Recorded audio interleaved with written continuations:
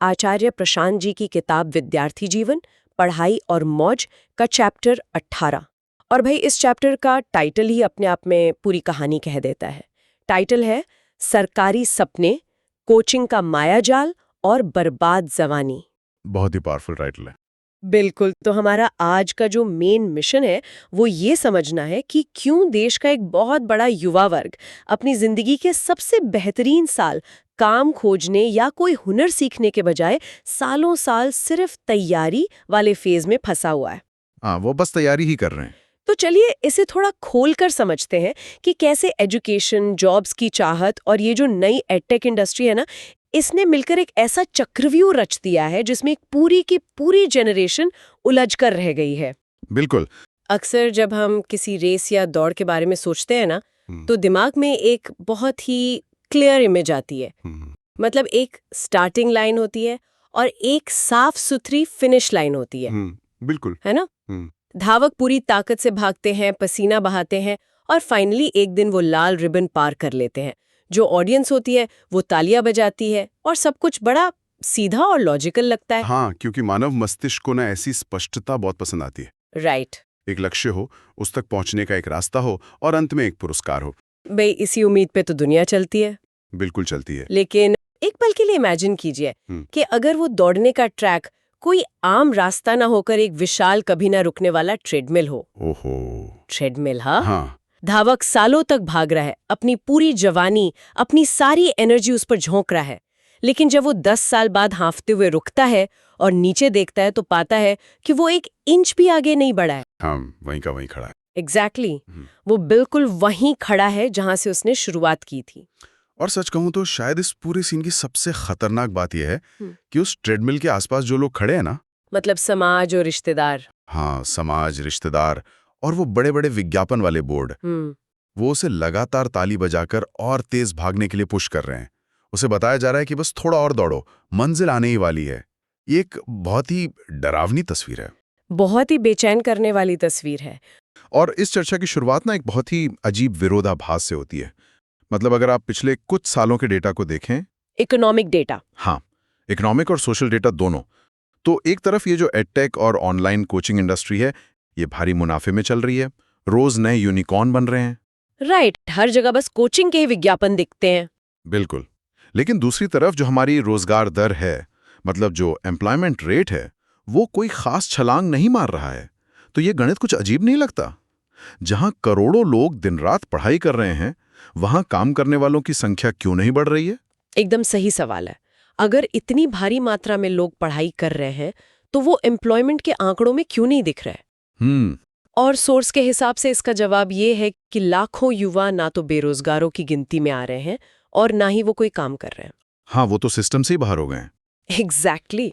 उन्होंने इस पूरी व्यवस्था से, जॉब मार्केट से ही ऑप्ट आउट कर लिया है। वो बस बाहर हो चुके हैं और सिर्फ तैयारी कर रहे हैं।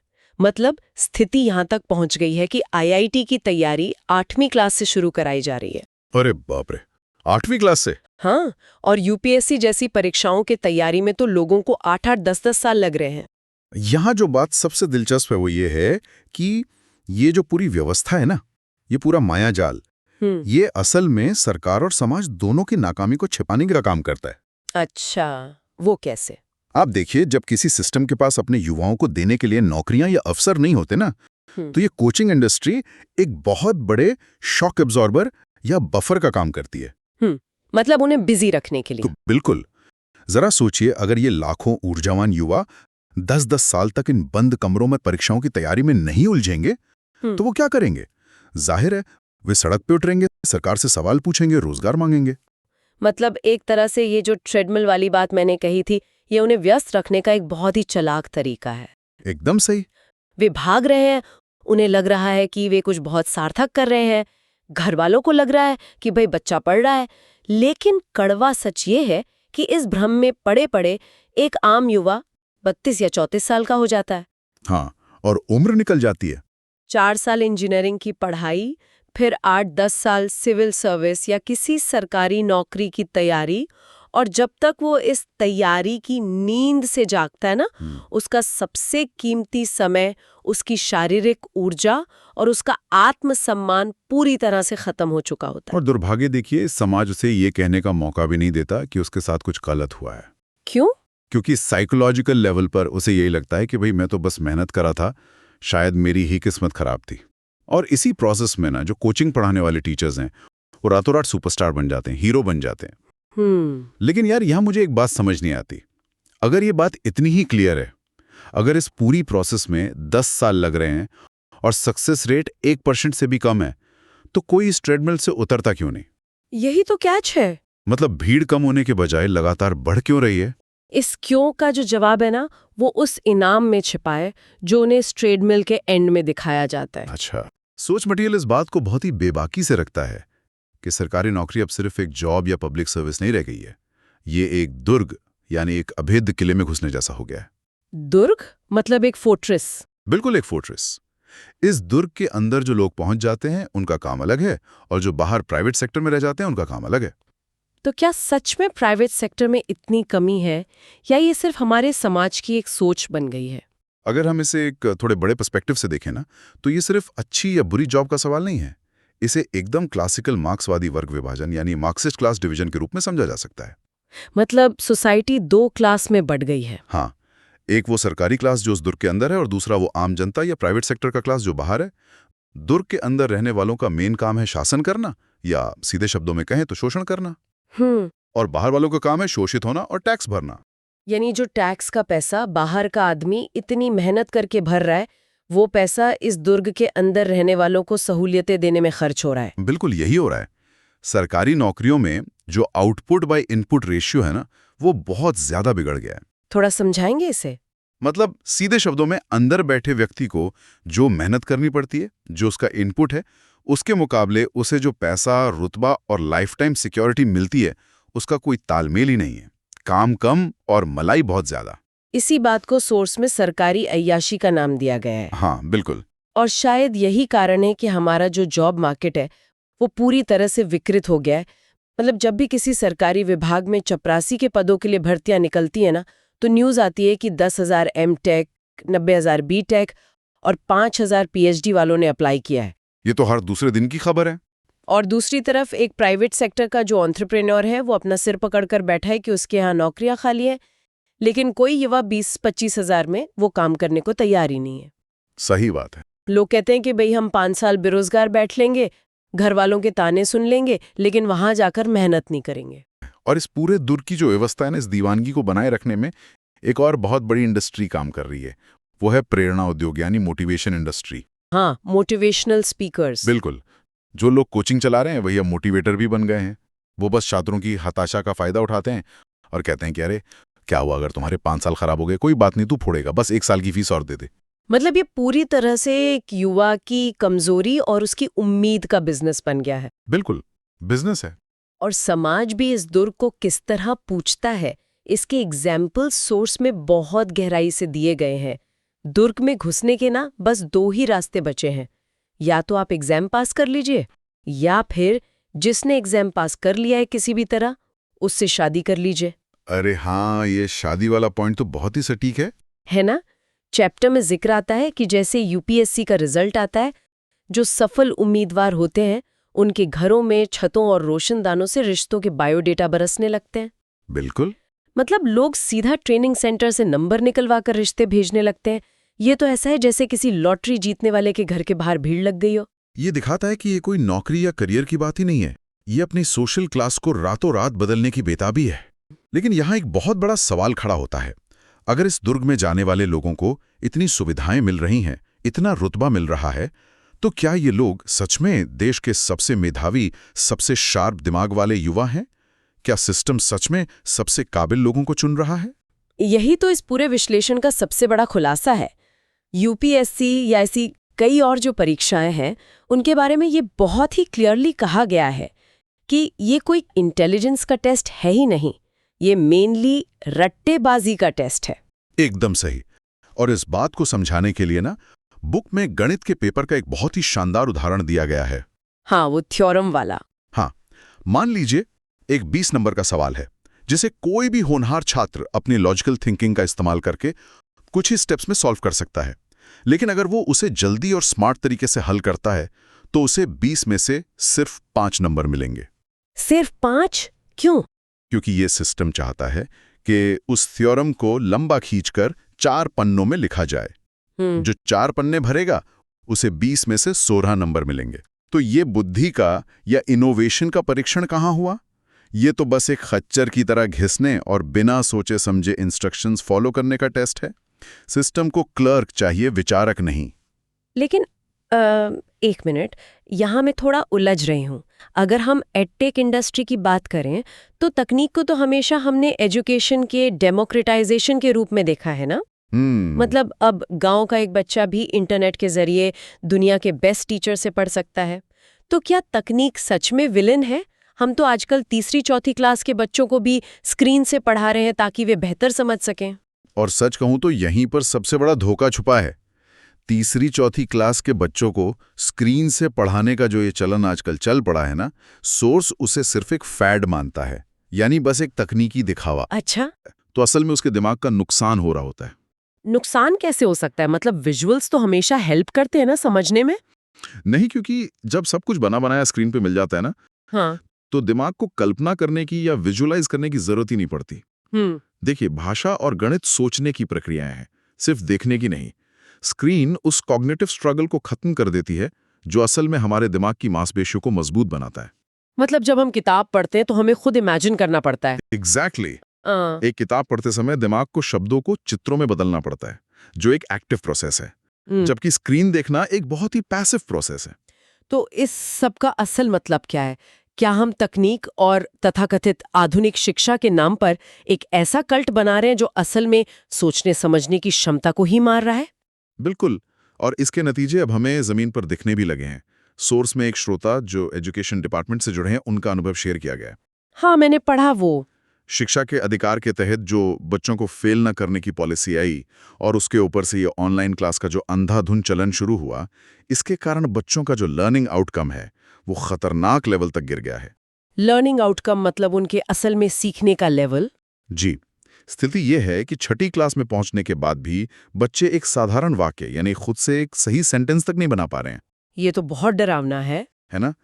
ये पूरी व्यवस्था मेधावी इंसानों का निर्माण नहीं कर रही है, बल्कि ऐसे लोगों की फौज तैयार कर रही है जो बस एक तय ढर्रे पर बिना सोचे समझे चलना जानते हैं। और इस अंधी दौड़ और इस रट्टेबाजी की जो इंसानी कीमत चुकाई जा रही है ना, वो सच में रोंगटे खड़े कर देने वाली है। बिल्कुल। सोर्स में राजस्थान कमर्शियल टैक्स डिपार्टमेंट में काम करने वाली एक असिस्टेंट कमिश्नर की कहानी है। वो कहानी तो बहुत ही डीप है। हाँ, ये कहानी सब कुछ एकदम साफ कर देती है। उन्होंने खुद ये बात एक्सेप्ट की कि वो पढ़ाई में बिल्कुल एवरेज थी, 3rd डिवीजन पास थी, लेकिन उनकी रटने की जो कैपेसिटी थी वो गजब की थी।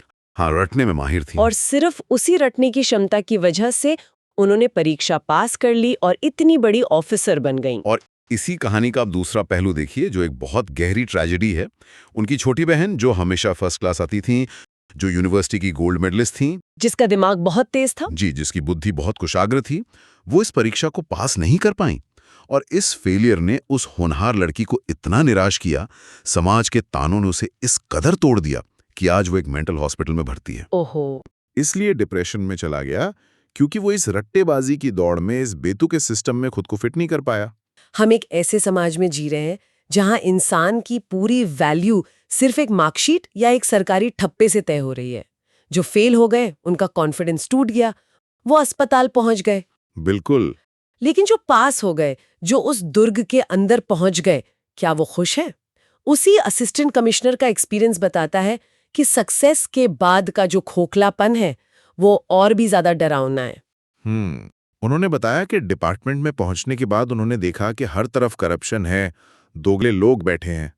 और ये एक बहुत ही सीरियस सवाल खड़ा करता है उस दुर्ग की असलियत के बारे में, जिसे बाहर से इतना चमकीला और साफ सुथरा दिखाया जाता है। उस ऑफिसर ने अपना एक एक्सपीरियंस शेयर किया था ना, कि कैसे एक सही फाइल पर जहां नियम के हिसाब से काम तुरंत हो जाना चाहिए था, हाँ, वहां एक सीनियर भ्रष्ट अधिकारी करोड़ रुपए की पेनल्टी लगा दी। और ये क्यों किया गया? सिर्फ इसलिए ताकि उस आदमी को डराकर 15-20 लाख रुपए की रिश्वत वसूली जा सके। अरे बाप रे। और जब उन्होंने इस खुले भ्रष्टाचार का विरोध करना चाहा, तो उनके कलीग्स ने क्या कहा, वो सुनना बहुत ही चुभने वाला था। वो हिजड़े वाला कमेंट ना। हाँ, सहकर्मियों ने उन्हें समझाया कि देखो, जब घर में बच्चा पैदा होता है तो हिजड़े आते हैं और उन्हें कुछ ना कुछ तो देना ही पड़ता है। कितनी घटिया सोच है। बिल्कुल। वो कहते हैं कि ठीक उसी तरह जब कोई फाइल डिपार्टमेंट में आई है तो सामने वाला इंसान सही हो या गलत, उसे कुछ ना कुछ तो रिश्वत के तौर पर देना ही पड़ेगा। मतलब ये उस सिस्टम की मानसिकता है जिसे हम देश का सबसे प्रतिष्ठित, सबसे रिस्पेक्टेड पद मानते हैं। एक तरफ तो ऐसा भयानक करप्शन है अंदर से, व्यवस्था पूरी तरह सड़ चुकी है, और दूसरी तरफ सोशल मीडिया पर एक अलग ही भ्रम फैलाया जा रहा है। इन्फ्लुएंसर्स वाला। हाँ, जो कैंडिडेट्स इस रट्टेबाजी और सिस्टम से निकलकर आईएएस या आईपीएस बन जाते हैं, वो रातों रात सोशल मीडिया इन्फ्लुएंसर बन जाते हैं। सोर्स में इस पर बहुत ही तीखा तंज कसा गया है कि भाई 8वें या 9वें अटेम्प्ट में किसी तरह रटकर परीक्षा पास करने के बाद ये लोग खुद को प्लेटो और सुकरात समझने लगते हैं। हाँ, वो सोशल मीडिया पर ज्ञान बांटते हैं। बिल्कुल, महाघटिया कोट्स लिखते हैं, रील्स बनाते हैं, और लाखों की संख्या में जो तथाकथित यूपीएससी स्टूडेंट्स हैं वो उन्हें लाइक करते हैं, उनकी पूजा करते हैं। ये जो वर्ड है ना, यूपीएससी स्टूडेंट, ये भी तो अपने आप में एक बहुत बड़ा भ्रम है। मतलब किसी एंट्रेंस एग्जाम की तैयारी करने वाला कोई छात्र कैसे हो सकता है? वो तो कैंडिडेट है। एग्जैक्टली, वो कैंडिडेट है, उम्मीदवार है। लेकिन उसे छात्र कहने से ना ये इल्यूजन बना रहता है कि वो कोई डिग्री ले रहा है, कुछ नया सीख रहा है, किसी यूनिवर्सिटी में है, जबकि रियलिटी में वो सिर्फ एक एग्जाम के लिए एक बंद कमरे में अपनी जवानी बर्बाद कर रहा है। सही बात है। तो यार, जब सिस्टम इतना सड़ा हुआ है, जहां फेल होने वाले डिप्रेशन में जी रहे हैं और पास होने वाले एक करप्ट सिस्टम का हिस्सा बनने को मजबूर हैं, तो आखिर कोई करे क्या? यहाँ पे ना सोर्स मटेरियल एक बहुत ही क्लियर और फिलोसॉफिकल नजरिया पेश करता है। देखिए, जब कोई देखता है कि सामने लुटेरों का एक दल खड़ा है, तो उसके पास सिर्फ 2 ही ऑप्शन बचते हैं। कौन से 2 ऑप्शन? या तो वो भी उसी दल का हिस्सा बन जाए, उनके साथ मिल जाए और लूट में अपना हिस्सा मांगने लगे, या फिर वो उन्हें चुनौती दे। अब इंसान के अंदर का जो डरा हुआ और स्वार्थी जानवर है ना, वो हमेशा आसान रास्ता चुनेगा, यानी उसी दल का हिस्सा बनने का। लेकिन एक सच्चा और जागरूक इंसान हमेशा उसे चुनौती देगा। लेकिन एक आम युवा जो किसी छोटे शहर से आता है, जिसके पास ना ज्यादा पैसा है, ना कोई बड़ा नेटवर्क, और जो सिर्फ अपनी फैमिली के लिए एक अच्छी लाइफ चाहता है, वो क्या करे? मतलब जब जॉब मार्केट ही इतना विकृत है, तो रास्ता क्या बचता है? यहीं से हमारी चर्चा न प्रॉब्लम से सॉल्यूशन की तरफ मुड़ती है। सोर्स बहुत साफ शब्दों में कहता है कि कोई भी मसीहा आकर आपको एक अच्छा विकल्प थाली में सजाकर नहीं देने वाला। इस दौर में अपनी नौकरी, अपना रास्ता खुद तैयार करना होगा। और यहाँ पर सबसे बड़ी जो मेंटल ब्लॉकेज है, वो है बेबसी का तर्क, जिसे लॉजिक ऑफ हेल्पलेसनेस कहते हैं। बिल्कुल। युवाओं ने ये बहुत गहरे तक मान लिया है कि हम तो मजबूर हैं, हमारे पास तो साधन ही नहीं है। और किताब में इस मेंटल बीमारी के इलाज के तौर पर वेदांत की जरूरत पर बहुत जोर दिया गया है। लेकिन एक आम धारणा तो ये है ना कि वेदांत या अध्यात्म तो सन्यासियों के लिए होता है, या फिर बुढ़ापे में पढ़ने की चीज है। एक 25 साल के बेरोजगार लड़के या लड़की को वेदांत से क्या लेना देना? यही तो सबसे बड़ी गलतफहमी है, जिसे सोर्स तोड़ता है। वेदांत कोई धार्मिक पूजा पाठ या जंगल में जाने की विद्या नहीं है। तो क्या है? यह आत्मज्ञान यानी सेल्फ नॉलेज का एक बहुत ही प्रैक्टिकल टूल है। जब तक कोई युवा खुद को मजबूर, डरा हुआ और बेबस मानना नहीं छोड़ेगा ना, जब तक वो अपने अंदर के डर को नहीं समझेगा, तब तक वो इस चक्रव्यूह से बाहर आ ही नहीं सकता। वेदांत उसे बताता है कि भाई तुम कोई गुलाम नहीं हो जिसे किसी दुर्ग के दरवाजे पर जाकर भीख मांगनी है। अगर हम इसे थोड़ा और प्रैक्टिकल ग्राउंड पर लाएं तो भारत में पिछले 20-25 सालों में जो एवरेज इनकम है वो काफी बड़ी है। बिल्कुल बढ़िया। लोगों की जेब में पैसा है और उनकी ढेरों नई जरूरतें पैदा हो गई हैं। ये जरूरतें सिर्फ रोटी, कपड़ा, मकान तक लिमिटेड नहीं है। लोगों की मेंटल, फिजिकल और स्पिरिचुअल जरूरतें भी हैं। देश में करोड़ों लोग हैं जिन्हें आज बेहतरीन प्रोडक्ट्स और अच्छी सर्विसेज की तलाश है। हाँ, और युवाओं के लिए जो सॉल्यूशन है ना, वो यहीं छिपा है। उन्हें बस इन नई जरूरतों को पहचानना है और उन्हें पूरा करने के लिए सर्विसेज या प्रोडक्ट बनाने हैं। मतलब एंटरप्रेन्योरशिप। जी, आप देखिए, हर मोहल्ले में, हर सोसाइटी में हजारों ऐसे काम हैं, ऐसी प्रॉब्लम्स हैं जिन्हें सॉल्व किया जाना चाहिए, लेकिन कोई कर नहीं रहा है क्योंकि सबके सब उस सरकारी दुर्ग के बाहर लाइन में लगे खड़े हैं। सही बात है। अगर कोई इंसान समाज की सही जरूरत पूरी करेगा तो समाज उसे पैसा देगा। और सोर्स बहुत ही प्रैक्टिकल एडवाइस देता है कि शुरुआत हमेशा छोटे लेवल से करनी चाहिए। अपने खर्चे कम रखिए, दिखावे से बचिए। जैसे जैसे काम बढ़ेगा, पैसा खुद ब खुद आपके पीछे आएगा। और इस रास्ते पर ना किसी करप्ट बॉस या किसी सरकार के रहमो करम पर जीने की मजबूरी नहीं होती। लेकिन कुछ नया शुरू करने के लिए लोगों के साथ मिलके काम करना पड़ता है, एक टीम बनानी पड़ती है। और आज की सोसाइटी में लोगों के बीच ट्रस्ट की बहुत कमी है। हर कोई दूसरे को शक की नज़र से देखता है। यहाँ सोर्स में एक बहुत ही गहरी बात कही गई है। मैं ये सोच रही थी कि क्या हम सिर्फ मैं और तुम यानी समाज को सुधारने की बाहरी कोशिश में लगे हैं, जबकि एक्चुअल ज़रूरत पहले मैं और मैं को समझने की है। आपने बिल्कुल सही पॉइंट पकड़ा है। ये इस पूरे एनालिसिस का सबसे फिलोसॉफिकल और शायद सबसे इम्पॉर्टेंट एस्पेक्ट है। समाजशास्त्र या अर्थशास्त्र के बेस में ना अध्यात्म का होना बहुत जरूरी है। मैं और मैं का मतलब क्या हुआ यहाँ? मैं और मैं का मतलब है अपने अहम यानी ईगो और अपनी आत्मा के बीच के रिश्ते को समझना। अगर कोई इंसान खुद अंदर से उलझा हुआ है, डरा हुआ है, अगर उसे लगता है कि वो इस दुनिया में सिर्फ चीजों को कंज्यूम करने आया है, तो वो बाहर की दुनिया में भी दूसरों का सिर्फ शोषण ही करेगा। और वो जिंदगी भर इसी डर में जिएगा कि भाई दूसरा भी मेरा शोषण करने की फिराक में। बाप रे। जो इंसान अंदर से ही अंधेरे में है, वो बाहर की दुनिया में एक हेल्दी, भरोसेमंद और सपोर्टिव रिलेशन कैसे बना सकता है? यानी सेल्फ नॉलेज के बिना बाहर की दुनिया में कोई भी बदलाव परमानेंट नहीं हो सकता। बिल्कुल नहीं। तो हमने देखा कि कैसे एडटेक और कोचिंग का जो ये मायाजाल है, वो युवाओं को एक झूठे सपने में बांधे रखता है और बेरोजगारी के असली आंकड़ों को छुपाता है। हमने ये भी समझा कि कैसे सरकारी नौकरियों ने समाज में एक शोषक और शोषित का नया क्लास डिवीजन खड़ा कर दिया है। जी। इसके अलावा हमने रट्टेबाजी को प्रमोट करने वाली खोखली एजुकेशन सिस्टम पर बात की और उससे पैदा होने वाले डिप्रेशन और करप्शन की असली कहानियों को भी देखा। और फाइनली हमने इस विशाल प्रॉब्लम के सॉल्यूशन पर भी बात की, जो कोई मैजिक वॉन्ड या जादुई छड़ी नहीं है, बल्कि एंटरप्रेन्योरशिप, आत्मनिर्भरता और अपने अंदर के डर को खत्म करने वाले वेदांत और आत्मज्ञान से होकर गुजरता है। बिल्कुल। ये पूरा एनालिसिस सिर्फ सिस्टम की एक रूखी बुराई नहीं है, बल्कि हर उस इंसान के लिए एक साफ आईना है जो इस अंधी दौड़ का हिस्सा बना हुआ है। जी, जो भी लोग आज हमें सुन रहे हैं ना, उनके लिए ये डिस्कशन एक सिग्नल है। उन्हें एक बार रुक कर ये जरूर सोचना चाहिए कि वे अपनी एनर्जी, अपनी लाइफ के सबसे प्राइम ईयर्स कहाँ लगा रहे हैं। क्या वे जाने अनजाने में किसी और के बनाए चक्रव्यूह का हिस्सा बनकर उसी ट्रेडमिल पर दौड़ रहे हैं जहां पसीना तो बहुत है, तालियां भी बज रही हैं, लेकिन मंजिल, या फिर वे उस ट्रेडमिल से उतरकर अपनी कीमत खुद तय करने और अपना रास्ता खुद बनाने की हिम्मत जुटा रहे हैं। और ये चॉइस हर इंसान को खुद करनी होती है। बेबसी और मजबूरी कोई नेचुरल स्टेट नहीं है, ये सिर्फ एक इल्यूजन है जिसे सही ज्ञान और सही डायरेक्शन से तोड़ा जा सकता है।